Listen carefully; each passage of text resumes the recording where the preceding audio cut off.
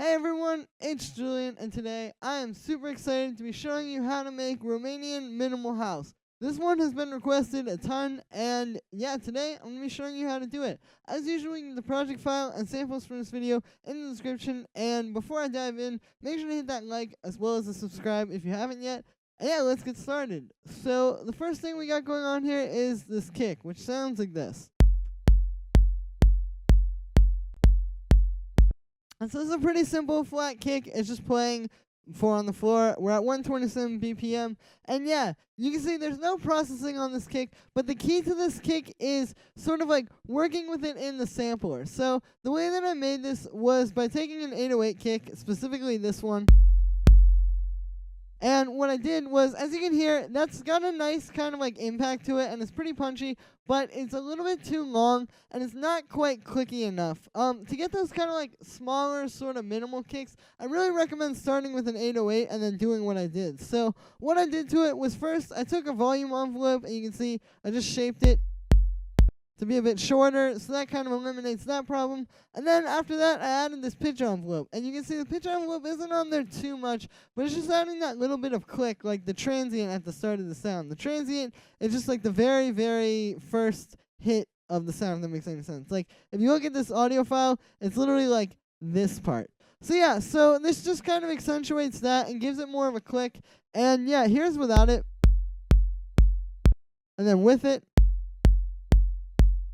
So yeah, it just kind of helps to give it that nice, like, punchy, clicky, minimal kick vibe. So yeah, so like I said, there's really no processing on that kick. It's more about just kind of taking the 808 and putting it into the sampler and then just playing around with it in there. So the next thing we've got going on here is this little clap snare thing, which sounds like this. So it's just like a standard like Romanian minimal style clap. The way that I made it was by layering a snare and a rim shot actually. So here's the snare. And then the rim shot. And yeah, you can hear these two just kind of like accentuate each other. Like this one is a bit softer and it's a little bit wider as well. So it's kind of adding like the snare-y part of the sound. And then this one is a lot crackier and it's a lot more of just like a fast hit like that. So this is more of like the impact of the sound. So this is kind of a nice technique. The snares can be, or claps or rim shots, whatever you want to call them in this style, can be a little bit tricky to get, like if you're just taking sounds out of sample packs. So I really recommend doing like what I did here, layering sounds together to kind of get the best of both or however many samples you have. So the next thing we have here is this drum rack, which has all the percussion. It sounds like this. So, as you can hear, like I said, this is just holding all that little, like, clicky, kind of zappy percussion. I'll turn it up a little bit so you can hear. And yeah, so this is a really important part with minimal, or especially with, like, the Romanian minimal style, is to have these kind of, like I said, like, clicky, sort of, like, zappy percussions in the background. The thing is, this style is very sparse. Because it has only a few elements, but they're very busy. Like in the case of this track, for example, we really just have drums and bass. But as you can hear, both of those pretty much, give it enough interest and fill up the frequency spectrum enough. So stuff like this is a really, really great way to add that kind of sound to it. So that's kind of what I did. Like I said, I just have all these little percussion sounds.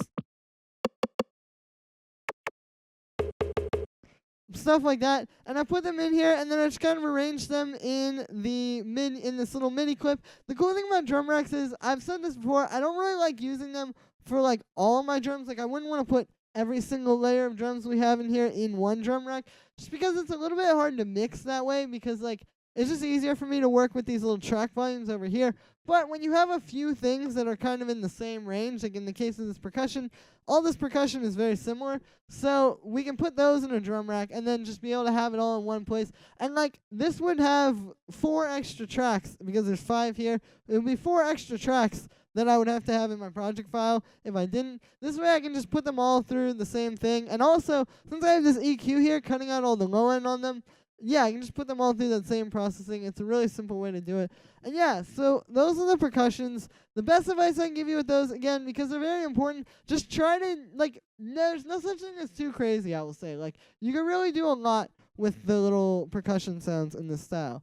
So the next thing we have here are these hi-hats, which sound like this.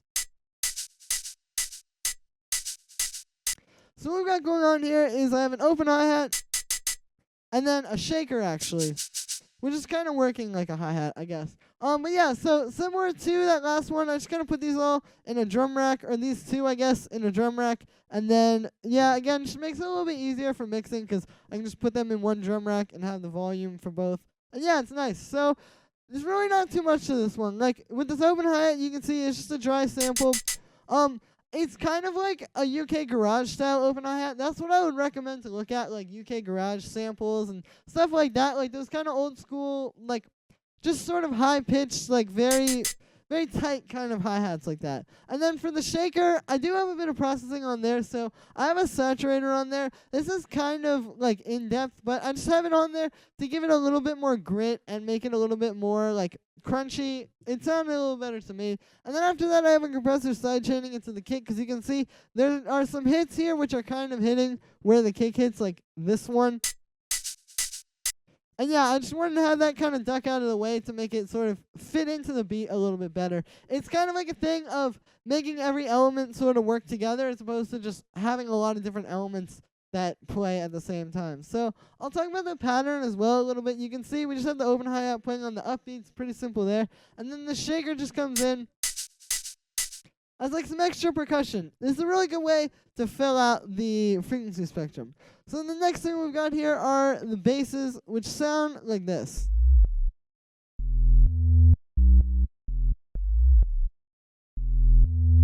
So these two basses kind of play off each other. We have this first one, which is like a pitch bend bass.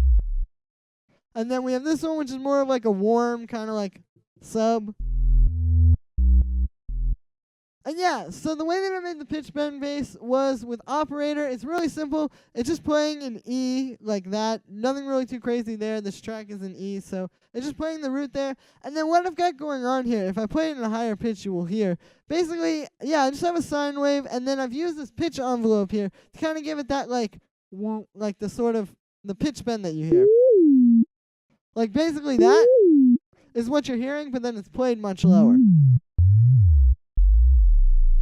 There we go. So the way I set this up, you can see, yeah, I just used this pitch envelope. I kind of played around with some of the settings. And this is a nice way to add pitch bends to things. The thing is, I'm sure a few of you may be wondering, why didn't I just go in and do it in the clip? If you're not familiar, you can just click down here, and then you can do like this little pitch bend in here and kind of control it. I just don't really like doing this because sometimes when I do that, I find if I pause it like in the middle of the sweep, like say I pause it when it's like in this part, sometimes it'll hold on that pitch, and it just gets kind of annoying. So I kind of like just having it be a little bit more free and a little bit simpler by doing it with the pitch envelope. So yeah, like I said, really simple with this one. It's just a sine wave with the pitch envelope going into this compressor. The compressor is just sidechaining into the kick.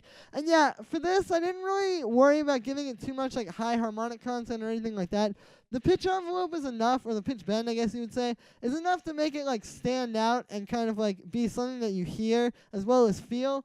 But for this style, these kind of really subby, just like sine wave basses are very popular. Like this isn't a ton of Romanian minimal tracks, so I didn't really feel like it needed a whole lot else. So then for the second bass that we've got going on, I'll play it for you real quick.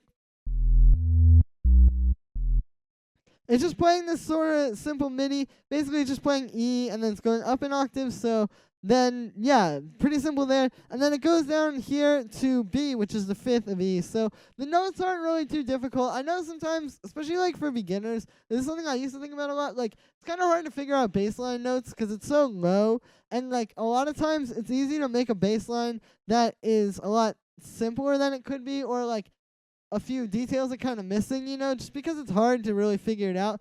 But in this case, like, it's super simple. I just used the root note and then an octave up of that, and then the fifth there. So really nothing too crazy, and it pretty much, yeah, it's a nice little bass line. So then for the sound on this one, what we got going is I have a triangle wave, and that's going into a low-pass filter. I'm using operator.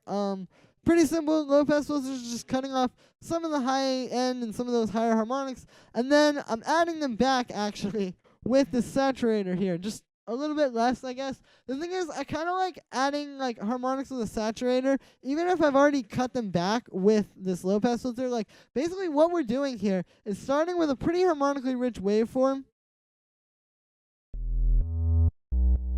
You can hear like, yeah, that's pretty harmonically rich, and then taking off some of those harmonics to make it kind of deeper and warmer. And then I'm just processing that as if it was just like a kind of deep, warm bass, I guess, by adding this extra saturator on top.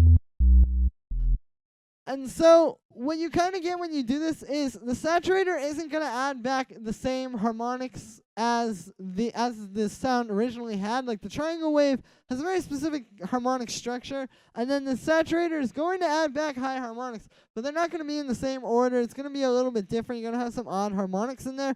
So yeah, it just makes it a little bit more interesting, I feel like. You know, it's a nice way to kind of give it my own spin. And truth be told, like a lot of the older, especially Romanian minimal tracks, have kind of like a, not like a dirty sound to them, like a more analog sound to them. And a really good way to get like a nice kind of crunchy analog sound is to use things that aren't just like super clean and simple waveforms. Like for example, not just using a square wave or a raw triangle wave or something like that, but kind of taking those and manipulating them and making them a little bit different. So that's really the goal there with the saturator. And yeah, then after that, I just have a compressor sidechaining it to the kick. So then the second to last thing that we have here is this little percussion loop, which sounds like this. So this is really subtle. It's just really simple as well as subtle, I guess. It's just this little percussion loop. It sounds like this. And I just put it in here, and then I cut out all the low end with this EQ8. Pretty simple there, just to clean it up a bit. And yeah, really what this is adding is like texture. The texture is very important for this style of house because it's so simple musically. It needs to have something kind of interesting sonically. So to just have all the percussion that we have that isn't like a loop, like truth be told, there's not a lot of texture in there. You can hear it just sounds very dry and clean. And that's good for that part of what you want sonically, but you still need something to add some texture. So that's the goal here with this thing. You can hear when I turn it back on. Here's without it, and then with it. It's just like a little subtle thing, again, to add a little bit of texture to the sound. So it's very important as well because, especially in a lot of the older and some of the more recent Romanian minimal tracks, I hear like a lot of loops. Like they do have this very busy kind of programmed percussion, but it's very well combined with loops. So I definitely recommend sort of exploring that. Like I said, like this stuff is very simple, and a lot of times, you know, it's really just the bass and the drums. So to make that work, you got to make it interesting. And so adding kind of like a combination of really organic texture percussion with more straightforward program stuff is a good way to do that. So the last thing I have here really quick is actually kind of like an optional layer. I figured I would put it in here so I can show it to you guys, as well as if you cop the samples and project file and all that kind of stuff from this video, you can get it as well. It's just this little synth sample. This is what it sounds like.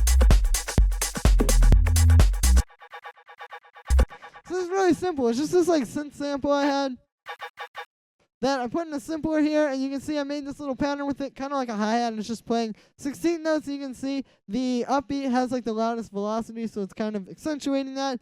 And then yeah, I just have a bit of delay on that, and then I have a compressor sidechaining to the kick. This is simple. I wasn't 100% sure how much I liked it, but I figured I would keep it in here, like I said, so I can show it to you guys. And it does sound cool, but also, like I said, if you get the samples and project file from this video in the description, you can play with that as well. And then this is just kind of a nice way to add something that isn't like just drums and bass, because again, this is just drums and bass, but having this on top just kind of brings something a little bit different to it. So that's pretty much it for this one. I just wanted to show you guys some techniques that I picked up on listening to some Romanian minimal house, and hopefully this quenched your thirst, because I know I got a lot of requests for this one, and I figured it was time to finally do it. So that's going to be it for today, guys. Make sure to let me know what you think of this video in the comments, and make sure to like this video as well as subscribe. You can get the project file and samples from this video in the description, and you can also check out my social media in the description, and it's on the screen right now. Thank you so much, everybody, and I will see you tomorrow with another tutorial.